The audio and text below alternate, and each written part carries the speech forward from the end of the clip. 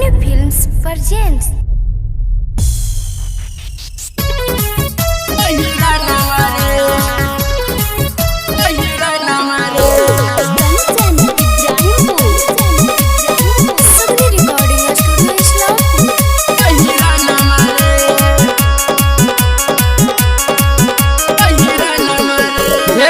परसो सरसो कटतौ रे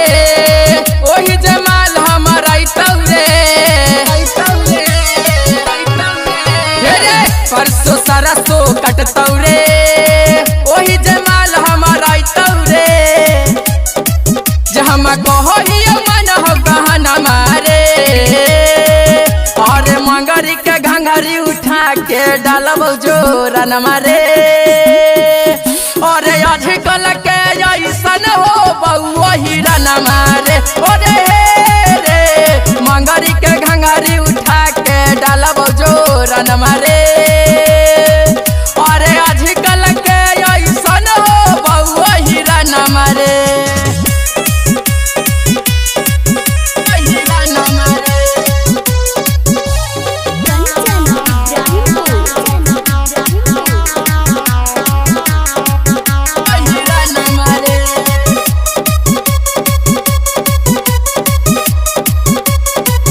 सत 15 हो बउरे भाई पाँच मिलनी तभी से सब कुछ करबऊ देखिया रे भाई बा की खाली की से अरे 8 7 15 हो बउरे भाई पाँच मिलनी तभी से सब कुछ करबऊ देखिया रे भाई बा की खाली की से मुझ बनैले खा के पन मारे और मंगरी के घंघरी उठा के डालब जोरन मारे और आजकल के ऐसन हो बउआ हिरन मारे ओरे रे मंगरी के घंघरी उठा के डालब जोरन मारे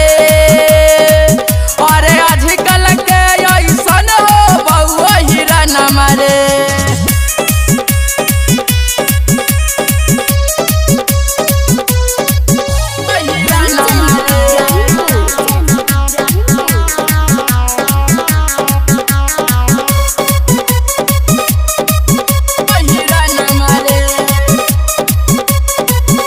लगा के रे भाई बाई तो खूबे झड़ले अब न पारा दास हो बहू जहाँ नीचे से फड़ले अरे पाउडर सेंट लगा के रे भाई बाई तो खूबे झड़ले अब न पारा दास हो बहू जहाँ नीचे से फड़ले अमन सुजित से डरो है थाना मारे अरे मंगरी के घंघरी उठा के डालब जोरन मारे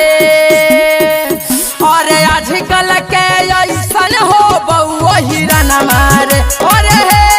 रे मंगरी के घंघरी उठा के डालब जोरन मारे अरे